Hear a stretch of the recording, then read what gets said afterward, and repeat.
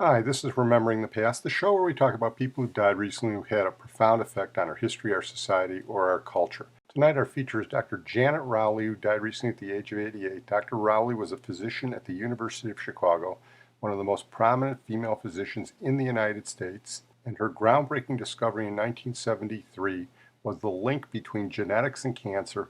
She discovered that the Philadelphia Chromosome, which had been discovered 13 years before, an abnormal chromosome in the human body, was actually the result of a translocation or trade between genetic material from two other chromosomes, 9 and 22, and they were associated with chronic myelogenous leukemia. And again, this was one of the great breakthroughs of the second half of the 20th century. This paved the way not only for scientists to study other genetic translocations in cancer, but also for the development of drugs such as Gleevec, which is now the primary drug for the treatment of chronic myelogenous leukemia. Author Jessica Wapner wrote a book called The Philadelphia Chromosome, and here she describes its medical implications. The way the Philadelphia chromosome works is incredibly simple.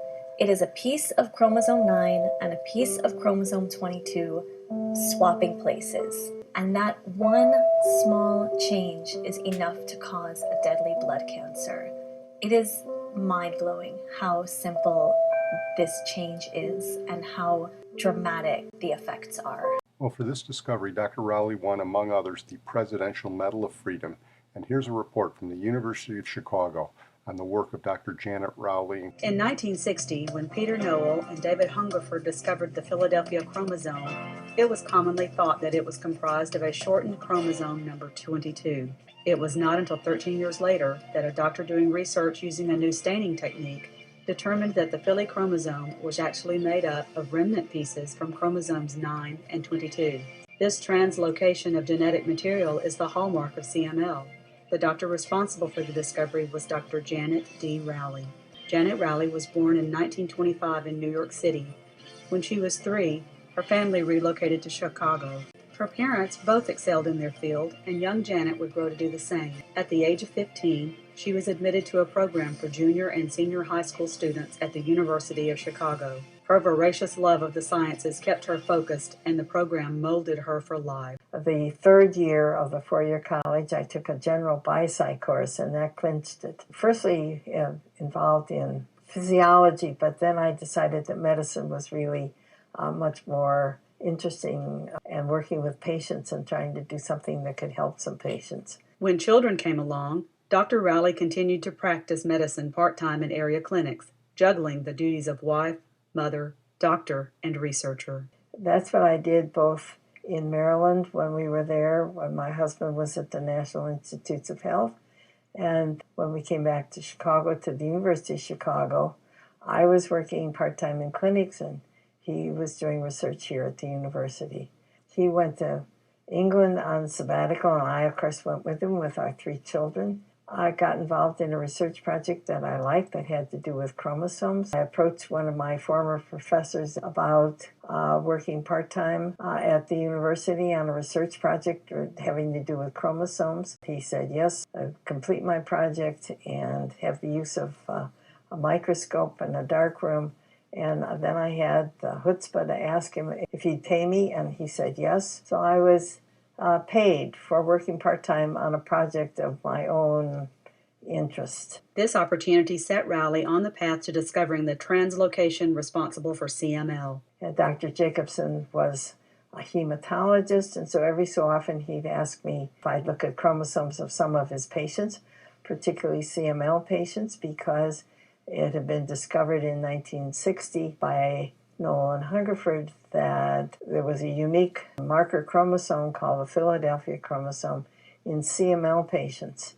And so I, of course, would say yes to Dr. Jacobson after he'd been so kind to me.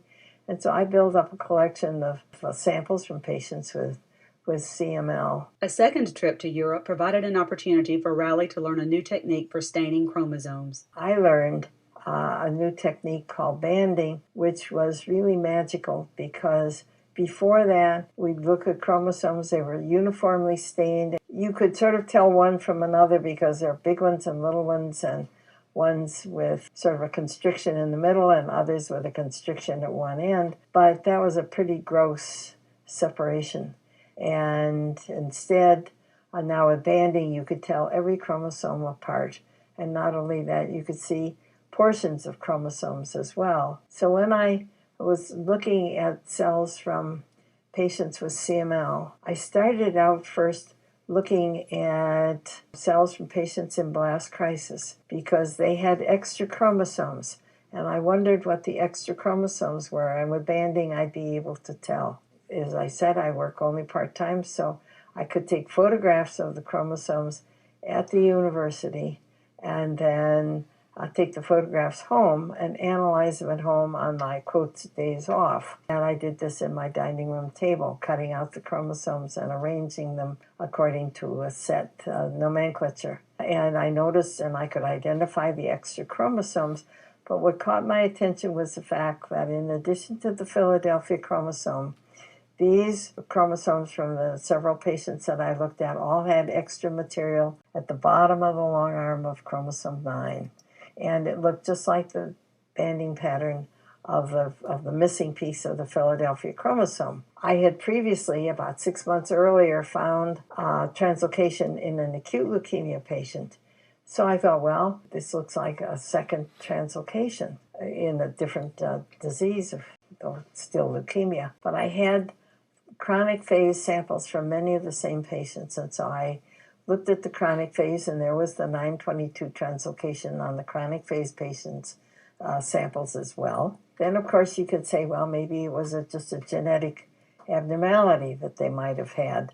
So I could get the patients back, some of them that were still living, and do a peripheral blood on them for normal cells, not leukemic cells.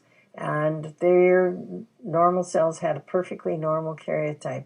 So that was proof to me that the Philadelphia chromosome in CML was a result of a translocation. And I have to say that was really an aha moment. And I knew that I'd hit the jackpot. Once the discovery was made, Rowley went about making it public. I wrote a letter to Nature describing my observations and got back a rejection. By the time I got the rejection, I had studied 7 patients and had the peripheral blood, and so I could write a much more detailed report, and that was accepted. Then the problem was that maybe it was accepted in March or April, and I was just very impatient for it to come out because I was telling everybody, and it was an easy discovery. This is not rocket science, just looking at chromosomes. And so somebody else could do the same thing and write to a journal that would publish it right away, of which I expected Nature to publish it right away because I thought it was an important discovery. Anyhow, it was published in late June, and so that's the beginning of that story. We're going to move on out to Ronnie Biggs, who was one of the English Great Train Robbers of the Great Train Robbery in August 1963. Ronnie Biggs died at the age of 84. He wasn't one of the major robbers, but he got the most publicity because when he was captured, he escaped from prison about 15 months later, made it to Australia, then made it to Brazil, was unable to be extradited even though he was captured, and he lived 35 years in Brazil, essentially thumbing his nose at the English establishment.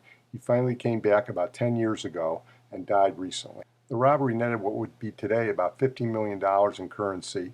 It was masterminded by Bruce Reynolds, who we did in a podcast recently, and Ronnie Biggs met him in prison.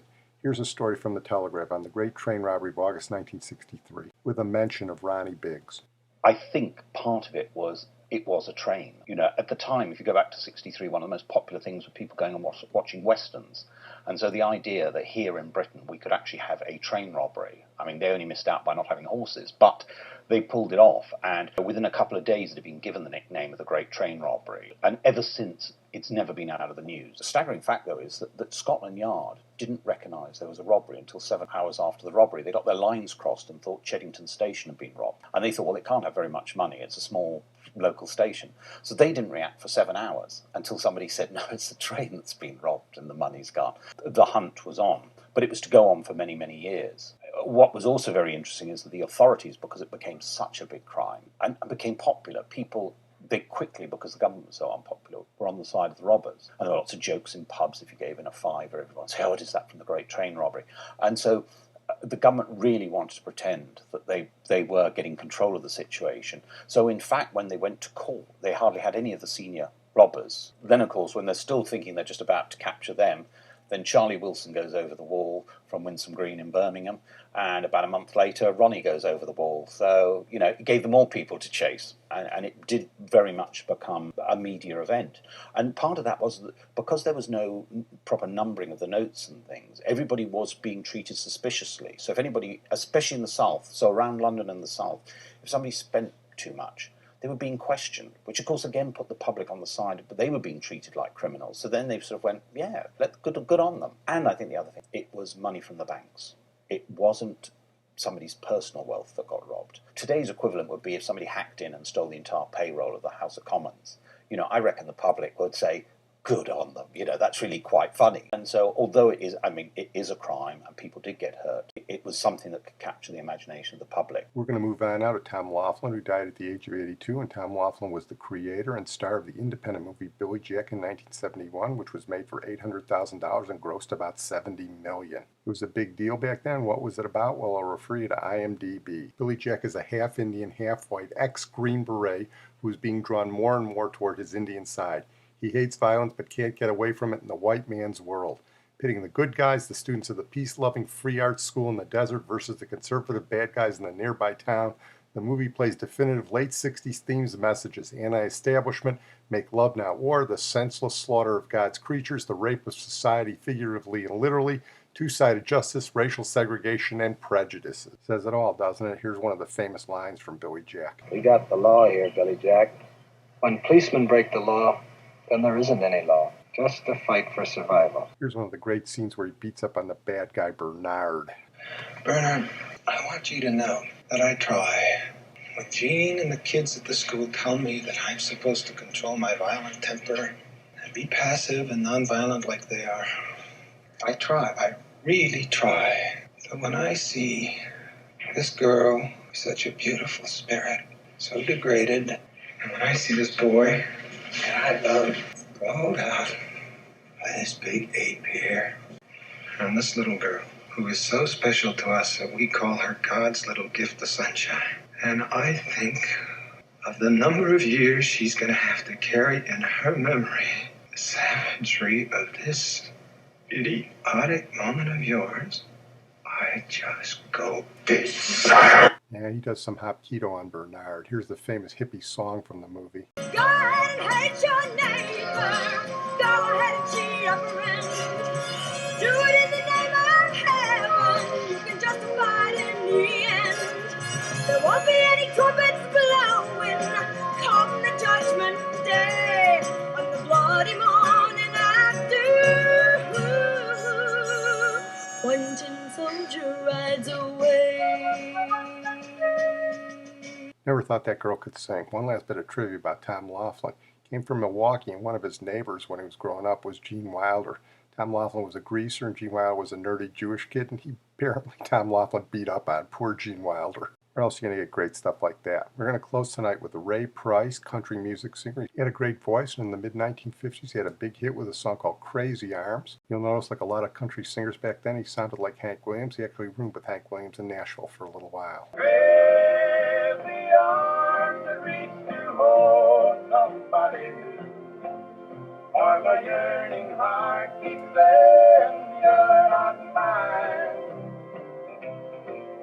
My trouble, my no soon to another you'll be with, and that's why I'm lonely all the time. Well, I'm going to close on that note. I want to thank my producer, Sid Tepps, and we'll close with Ray Price's most famous song. It was the 1970 Country Music Single of the Year, written by Kris Kristofferson. It's a lot more poignant when Ray Price sings at the end of his career at the Grand Ole Opry. This is For the Good Times. We had a lot of requests for the next one. We hope you'll enjoy.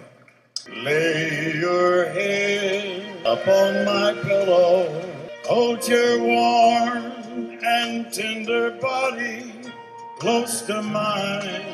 Hear the whisper of the raindrops blowing soft against the window, and make believe you love me one more time. for the good times